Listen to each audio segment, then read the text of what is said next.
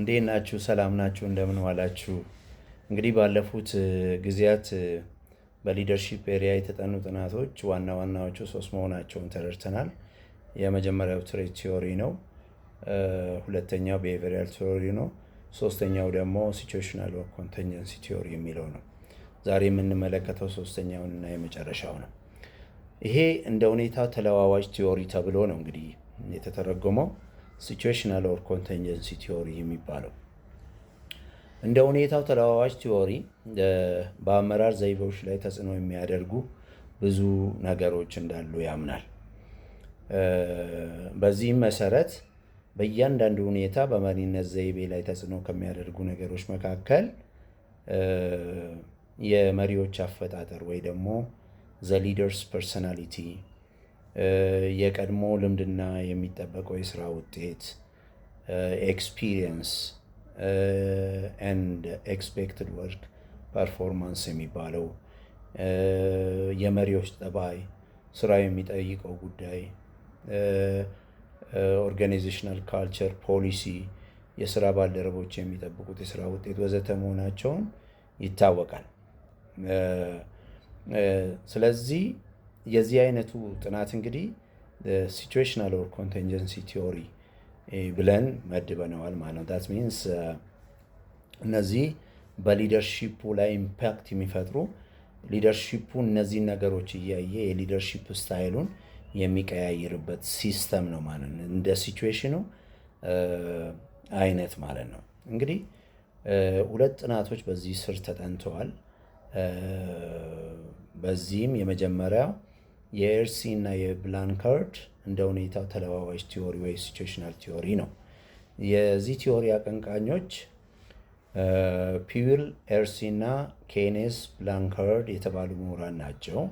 እንደ ሁኔታው የአመራር ዘይቤ ቲዮሪ ቀደም ብለን እንዳየናቸው ቲዮሪዎች ሁሉ የስራ መሪዎች ለስራና ለሰራተኞች የሚያሳዩ ትኩረት ላይ የተመሰረተ ሆኖ በሶስተኝነት የሰራተኞችን ብስለት ይጨምራል ነው። ቢሄቪራል ቲዮሪ ላይ እንዳየነው ፎከስ የሚያደርገው 2 ኢሹ ላይ ነው። ታስክ ኦሪየንትድ ኤንድ ፒፕል ኦሪየንትድ የሚሉ ኢሹዎችን በደንብ ያይተናል። ስለዚህ አሁን በሶስተኝነት ደግሞ ይሄ ይዞ የመጣው ሲቹዌሽናል ቲዮሪ ይዞ የመጣው ምንድን ነው? የሰራተኞችን የብስለት የሚል የእነሱን ማቹሪቲ ሌቭል የሚለካ ማለት ነው። ስለዚህ በዚህ ቲዮሪ መሰረት ወይ አሰራር ዘይቤ እንደ ሰራተኞቹ የስራ ብስለት መለዋወጥ በዛው የሊደርሺፑም ስታይል እየተለወጠ ይሄዳል ነው። ለምሳሌ በዚህ ቲዮሪ ውስጥ የሚነሱ ኢሹዎች ስለሆነም ለአንድ ስራ አዲስ ለሆኑ ሰራተኞች መንገር ቴሊንግ የሚባለው ማለት ነው። መንገር ነው። ክሊር የሆነ ኢንስትራክሽን መስጠት፣ ገና ወደ ስራ መግባታቸው ስለሆነ ዳይሬክሽኖችን መስጠት፣ ምን ስራ እንደሚሰሩ ምን መመሪያዎች እንዳሉ ማሳወቅ፣ ይሄ ቴሊንግ ተብሎ ይጠራል። እንግዲህ እንደዚህ ቲዮሪ ትንሽ ሲበስሉ መብሰል ሲጀምሩ እና የኦርጋናይዜሽኑን ኢሹዎች ማወቅ ሲጀምሩ ሀሳብን መሸጥ ወይም ሴሊንግ የሚባለው ደረጃ ይደርሳሉ። ይሄ እንግዲህ መሪዎች እነሱን ያበረታቷቸዋል። ውሳኔ መወሰን ምን እንደሆነ እንዴት እንደሚወሰን ምናምን ለነሱ የማስረዳት ስራ ይሰራሉ። መካከለኛ ልምድ ሲኖራቸው አብሮ መስራት ማሳተፍ ይጀምራል። ፓርቲሲፔቲንግ ኦር ሰፖርቲንግ አብሮ መሳተፍ ይጀምራሉ። እንግዲህ በዚህ ደረጃ ፓርቲሲፔቲንግ በሚባለው ደረጃ መሳተፍ ይጀምራሉ። አዘ ኤንድ ኦፍ ዘ ዴይ እንግዲህ በቂ ብስለት ሲያገኙ ውክልና መስጠት ወይም ዴሊጌቲንግ ይጀመራል ማለት ነው። ዛት ሚንስ ባለሙያው ሪስፖንሲቢሊቲ ይሰጠዋል። በዛ ደግሞ ኃላፊውን ተክቶ እንዲሰራ ሁሉ ኃላፊነት ሊሰጠው ይችላል ማለት ነው። ይሄ እንግዲህ በዚህ ስር የተጠና ጥናት ነው።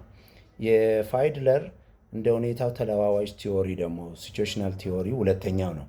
የዚህ ቲዎሪ አፍላቂ ፍሬድ ፋይድለር ነው።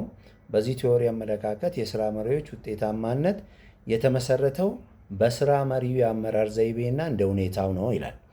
ለስራ መሪው የሁኔታው ምቹ መሆን አለመሆን የሚወስኑ 3 አይነት ተጨባጭ ሁኔታዎች ናቸው ይላል። ይሄ ደግሞ ስራ መሪው ጥሩ ስራ መስራት እንዲችል መሪው 3 ሞስት ኢምፖርታንት ኢሹዎች አስፈላጊ ናቸው ይላል። አንደኛ የመሪና የተመሪ ግንኙነት ነው። ሌቭል ኦፍ ትረስት፣ ሪስፔክት፣ ኮንፊደንስ ቢትዊን ዘ ሊደር ኤንድ ዘ ፎሎወርስ ይላል።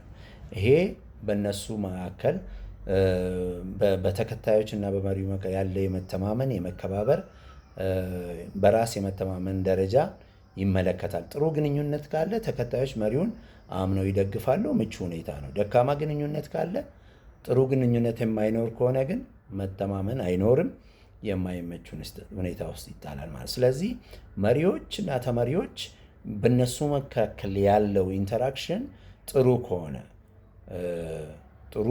ከሆነ ምቹ ይሆናል ማለት ነው። ይሄ የራሱ የሆነ ኢምፓክት ይፈጥራል ማለት ነው። ሁለተኛው የስራው አደረጃጀት ታስክ ስትራክቸር የሚባለው ማለት ነው። ይህ እንግዲህ የታስኮቹ ራሳቸው ምን ያህል ክሊር ናቸው፣ ስትራክቸርድ ናቸው። ሃይሊ ስትራክቸርድ ከሆኑ ክሊር የሆነ ፕሮሲጀር ካለ፣ ጎል ካለ፣ አውትካም ካለ፣ በጣም የተዋቀሩ ተግባራት፣ ግልጽ ሂደቶች፣ ግቦች፣ ውጤቶች እነዚህ ካሉ ለመቆጣጠር በጣም ቀላል እና ተስማሚ ነው። ካለዚያ ግን ያልተዋቀረ ተግባራት፣ ግልጽ ያልሆነ ስትራክቸር ካለ፣ ፕሮሲጀር ካለ ይሄ ለማስተዳደር በጣም አስቸጋሪ ነው። ስለዚህ የስራው አደረጃጀት ለመሪነት ለመምራት ወሳኝ ነው ማለት ነው። ይሄ ኢምፓክት ይፈጥራል ማለት ነው። ሶስተኛው እና የመጨረሻው ለመሪው የተሰጠው የስልጣን መጠን ነው። እንግዲህ ይሄ ፎርማል አውቶሪቲ ሪዋርድም ለማድረግ ፐኒሽም ለማድረግ ምን ማድረግ አለበት? ስትሮንግ የሆነ ፓወር ሊኖረው ይገባል ነው፣ ኢንፍሉዌንስ ለማድረግ። ይህ መሪው ያለው መደበኛ ስልጣን ለምሳሌ የመሸለም ወይም የመቅጣት ችሎታ ጠንካራ ፓወር ያለው ከሆነ መሪ በቀላሉ በተከታዮች ላይ ተጽዕኖ ሊያሳድር ይችላል። ምቹ ነው ማለት ነው። ዛት ሚንስ ዝም ብለን ብቻ ፖዚሽን ሰጥተነው ፖዚሽኑ ምንም አይነት ፓወር የማይኖረው ከሆነ፣ ዲሳይድ ማድረግ የማይችል ከሆነ፣ በራሱ መወሰን የማይችል ከሆነ፣ ዝም ብሎ ቁጭ የሚል ከሆነ ይሄ በጣም አስቸጋሪ ነው ምነው። ስለዚህ ፓወር ሞስት ኢምፖርታንት ነው። ሪስፖንሲቢሊቲ ዊዛውት ፓወር የራሱ የሆነ ኢምፓክት አለው። አንዴ ሪስፖንሲቢሊቲ ወይ ደግሞ የሆነ ፖዚሽን በምንሰጥበት ጊዜ በዛው ልክ ደግሞ ፓወር የማይሰጥ ከሆነ ለመሪዎች ጥሩ አይሆንም። ዲሳይድ የማድረግ ተጽዕኖ የመፍጠር እነዚህ የመሸለም የመቅጣት እነዚህ ኢሹዎችን ፓወር የማይኖረው ከሆነ ይህ ሊደር በጣም ይቸገራል ማለት ነው። ስለዚህ እስካሁን ያየናቸው 3 የሊደርሺፕ ጥናቶች ናቸው። ትሬት ቲዮሪ ያው ሊደርስ ይወለዳሉ እንጂ አይሰሩም የሚል ነው። ያኛው ደግሞ በተቃራኒው ቢሄቪየራል ቲዮሪ የሚለው መሪዎች ይሰራሉ፣ ዛት ሚንስ በኤክስፒሪየንስ በትምህርት በምናምን ይገኛል ነው የሚለው። ሶስተኛው እንግዲህ ኮንቲንጀንሲ ኦር ሲቹዌሽናል ቲዮሪ ነው። ይሄ ዲፔንድ የሚሆነው በሲቹዌሽኑ ነው። ብዙ አይነት ሲቹዌሽኖች አሉ፣ በዛ ላይ ዲፔንድ ይሆናል ይላል። እንግዲህ 3ቱን አይተናል፣ ዋና ዋናዎቹን። እንግዲህ ይሄንን ሊደርሺፕን ቲዮሪ ወይ ደግሞ ጥናት በተመለከተ ያዘጋጀነው ፕሮግራም ይሄ 3ቱ ናቸው። በጣም እጅግ አድርገን እናመሰግናል። ጥያቄ፣ ሀሳብ፣ አስተያየት ካላችሁ እንግዲህ መጠየቅ እንዳተው፣ እኔ ምላሽ ለመስጠት በጣም ዝግጁ ነኝ። በጣም እጅግ አድርጌ አመሰግናቸዋለሁ። መልካም ምሽት ይሆንላችሁ። ቴንክ ዩ ሶ ማች